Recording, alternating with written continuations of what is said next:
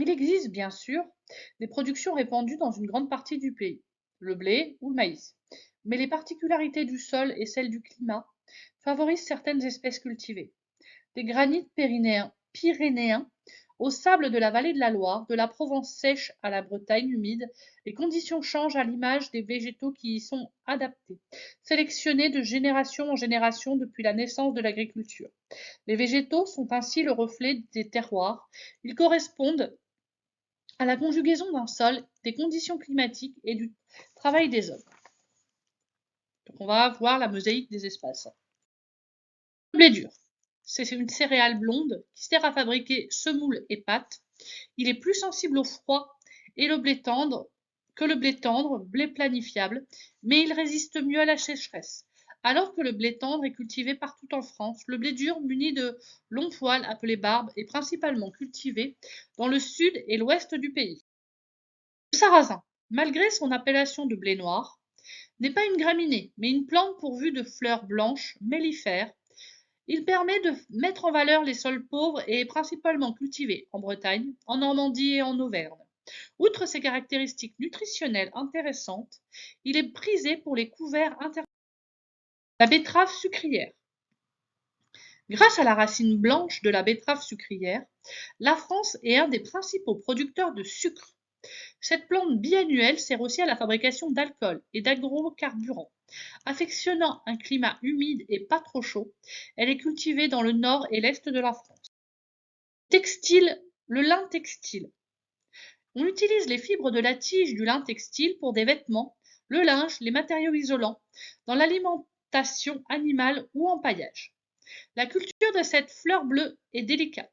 Le climat doux et humide des régions de Normandie et du Nord-Pas-de-Calais donne une fibre réputée la meilleure du monde. Le triticale est un croisement entre le blé et le seigle. Il cumule les avantages de chacun, résistant au froid et aux maladies comme le seigle, et offrant de bons rendements comme le blé. Il est utilisé partout en France, sauf dans le Nord, comme plante fourragère servant à la nourriture des animaux. La luzerne est aussi appelée grand trèfle. C'est une légumineuse et fait partie des plantes fourragères les plus cultivées sur la planète. Ses qualités profondes, ses racines profondes lui confèrent une bonne résistance à la sécheresse. On la trouve préférentiellement dans l'ouest, le sud et l'est de la France. Le tournesol est cultivé pour ses graines riches en huile utilisées pour l'alimentation humaine. Après extraction de l'huile, les résidus, tourteaux, servent en alimentation animale. Préférant les climats chauds et secs, à l'image de sa grande fleur jaune, sa culture se développe dans le sud-ouest, le centre et la côte. L'orge est la plus ancienne céréale cultivée. Caractérisée par ses épis aux longues barbes, il est une importante ressource en alimentation animale et sert à la fabrication de la bière et du whisky. Sa culture importante en France est plutôt répartie au nord du pays. Le colza. Le colza est une plante de la même famille que le chou et dont les fleurs jaunes illuminent le printemps. Ses graines riches en huile sont utilisées pour la fabrication d'huile et d'agrocarburants. Résistant au froid et structurant pour le sol, il est surtout cultivé dans la moitié nord de la France. À maturité, un champ de soja ne se confond avec aucun autre grâce à ses fleurs mauves, suivies de gousses duveteuses. La richesse nutritionnelle de cette légumineuse tient en sa teneur en huile et en protéines. Elle est utilisée pour l'alimentation animale et humaine, exigeante en chaleur et en eau. Elle est surtout cultivée dans le sud et l'est de la France. À maturité, un champ de soja ne se confond avec aucun autre. Grâce à ses fleurs mauves, suivies de gousses duveteuses, la richesse nutritionnelle de cette légumineuse tient en sa teneur en huile et en protéines. Elle est utilisée pour l'alimentation animale et humaine. Exigeante en chaleur et en eau, elle est surtout cultivée dans le sud et l'est de la France.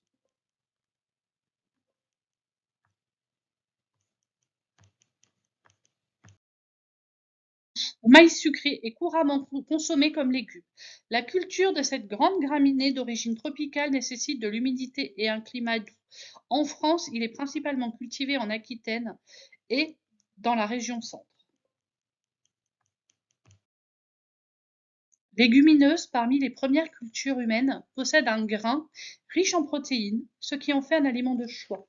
Dotée de fleurs blanches ou bleues, elle présente un intérêt agronomique fondamental. Résistant au froid, elle est cultivée notamment dans le centre et l'est de la France.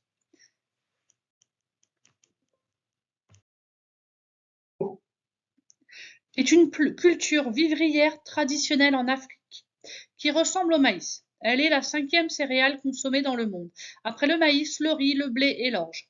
Sa très grande résistance à la chaleur confère par un profond système racinaire favorise son développement dans l'ouest et le sud de la France, où elle est cultivée pour l'alimentation du bétail.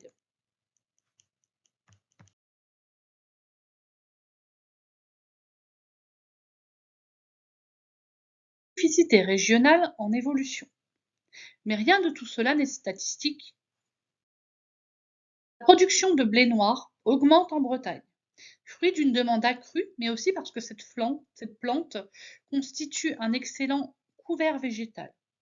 Ces spécialités régionales sont sujettes à évolution selon la demande des consommateurs. De plus, en plus friands de produits de proximité et selon le travail des sélectionneurs. L'évolution de la répartition des cultures peut également dépendre des conditions et changements climatiques. Au-delà de cette variabilité des espèces, il existe aussi une immense diversité variétale.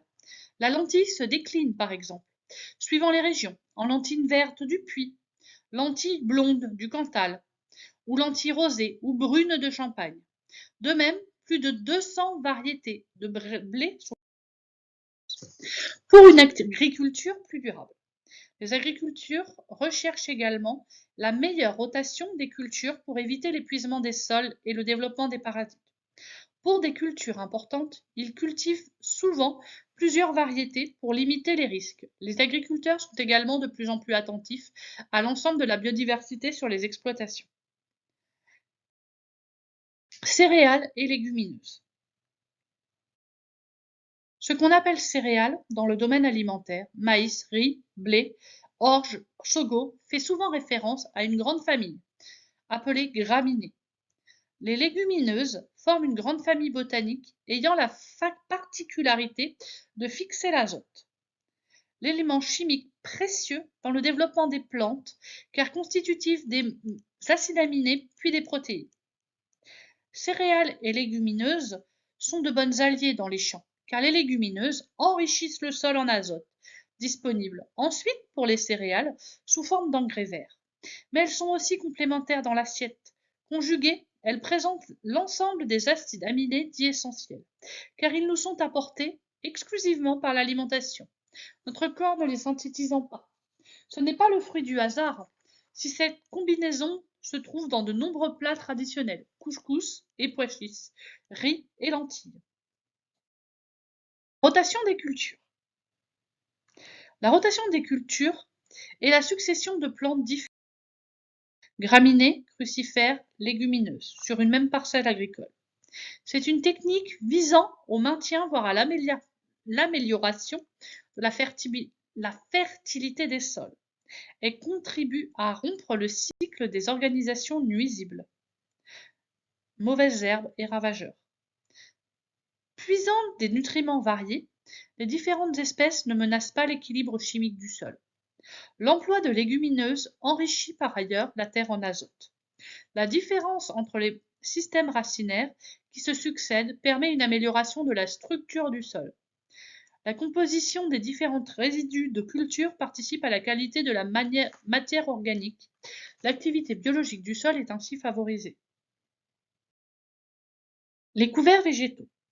Les couverts végétaux sont très précieux en agriculture. Ces cultures ne sont pas semées pour de futures récoltes, mais intercalées entre deux cultures pour éviter une terre nue, structurer le sol et apporter des bénéfices à long terme. Ils empêchent la prolifération des mauvaises herbes, freinent l'érosion grâce à la présence des racines, préserve la matière organique du sol et constitue enfin de vie une source d'engrais verts.